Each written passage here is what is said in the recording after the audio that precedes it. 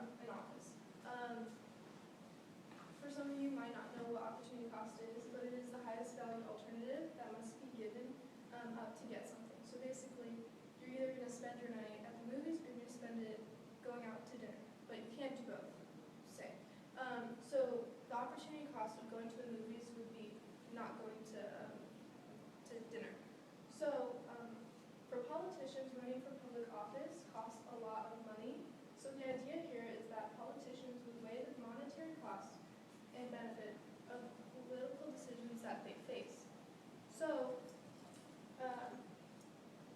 basically what we're going to look at is we're going to look at an example of when a politician has to look at the costs and the benefits of a decision he's going to make. And what we're going to be looking at is Keystone and President Obama, how he's going to be looking at the costs and the benefits of either vetoing or not vetoing the Keystone. So his main concerns, and then I'm sure you guys all know what the Keystone is, but basically it's this proposed project to build a pipeline that will transport oil from northern Canada to Texas. So that's kind of why it's such a major thing. But what Obama's going to be looking at is that he needs money, and also he needs to vote in accordance to his political stance and on behalf of his constituents. And right now, his political stance is more environmentally friendly. So he's going to want to vote in the most environmentally friendly way, depending on the opportunity cost of it. And he also needs good information to make decisions. So, an interesting thing I found is that Obama has received a letter from some of his past supporters, 150 of them. They're some of his greatest supporters. They donated the maximum amount that they can, all of them, in his last 2012 presidential election. In the letter, they basically say that if you don't veto the Keystone Pipeline, we will no longer support you. So here's a list of the 150 people who said this. So what I want to find out is the monetary cost that this letter is worth, basically.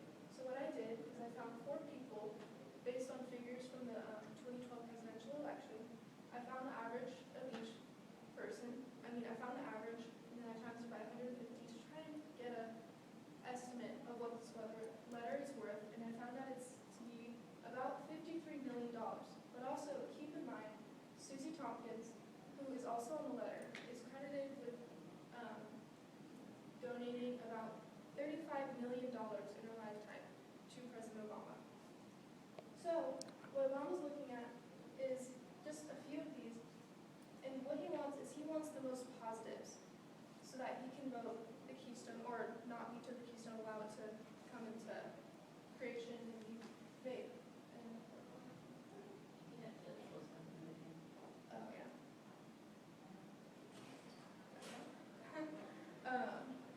So, we do know that with the Keystone being created, we're going to have a net increase of jobs. So that's a plus. That's good. With the Keystone being created, we know that there's going to be an increase in refinery revenues. So that's a plus.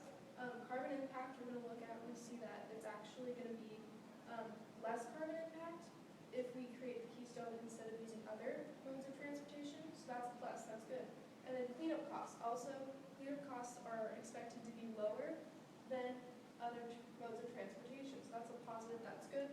But a negative for Obama, if he votes in favor of the Keystone, is he's going to lose donor support. So that's negative.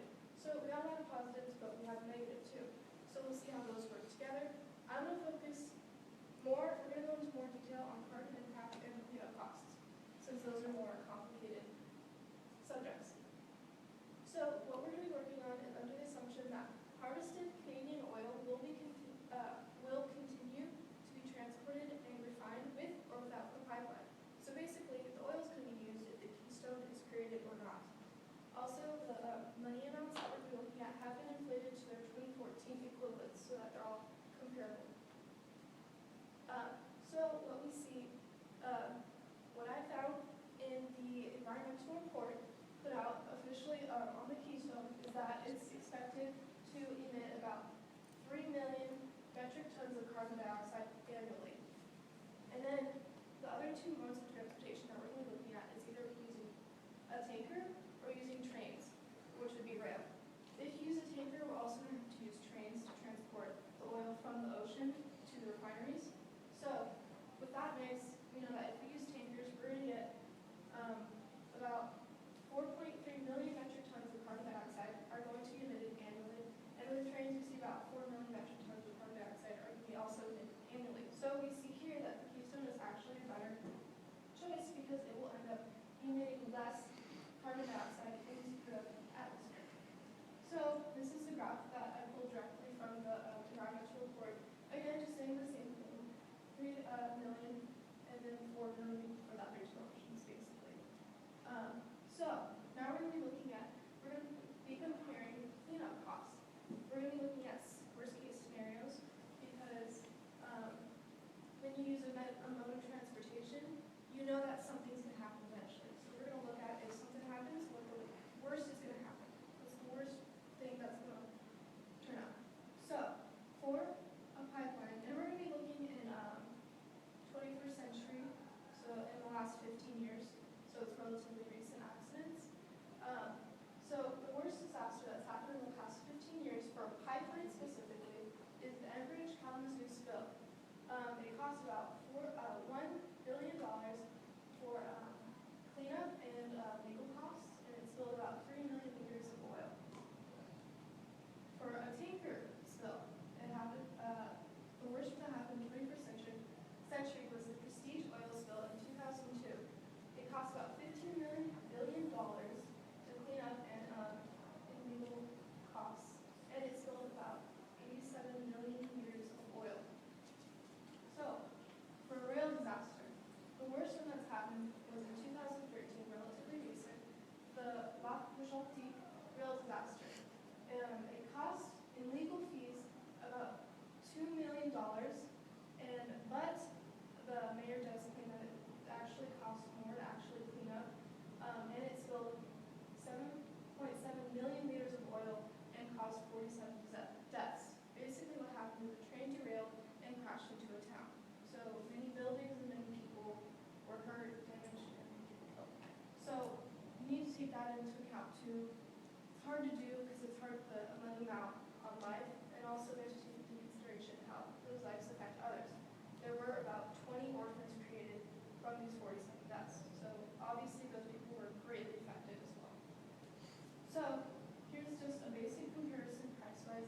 We see for a pipe, the worst that's going to happen, supposedly, theoretically, about $1 million. For a tanker, $15 million.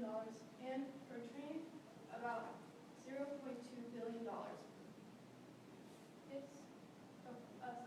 So, you see, here's a comparison.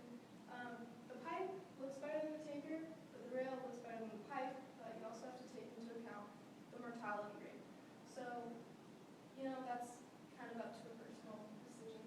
That's a little harder to decide. But in general, based on the cursory analysis, we might expect that President Obama to conclude that the Keystone Pipeline is more environmentally friendly and a reasonable project to transport this oil. But remember the opportunity cost factor. Obama's facing the potential loss of about $53 million in campaign contributions. So this considered, Obama could conclude that the loss in contributions would outweigh the benefits of the Keystone Pipeline. Interestingly, we do see that Congress passed the Keystone Pipeline project on February 11th of this year, but on February 24th, we saw that Obama president vetoed the bill, basically saying the Keystone cannot be built. So, draw your own conclusions as to why you have to say that. And this is why I voted. So, any questions? Just let me know. Yeah? What interesting news? Huh? What interesting news? Oh, God. Am I interested? Yeah. I was actually just looking for a good political thing where I could compare these opportunity costs. I actually started with the assumption that the Keystone would be bad and politicians supporting it would be basically they'd be getting money from big business, so that's where their opportunity cost would be coming from. That would be driving them to vote for the Keystone. But when I did more research, I found that the Keystone is actually a better alternative, and it's actually flipped. So that was very interesting for me. Yes. What were the arguments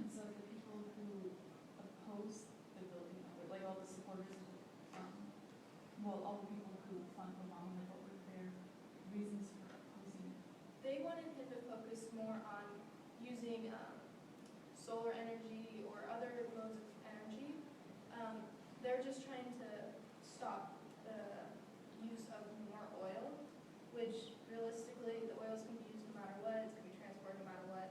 And sadly, there's really no avoiding it. You can do more research, but this project's going to, well, transporting this oil is going to happen whether they want it or not. It's either going to happen through this pipeline or they're going to do it through trains. And to do it through trains, they're actually going to have to build even more rails and trains to be able to transport the amount of oil that they're trying to transport down to Texas. So it's interesting that that they're so stubborn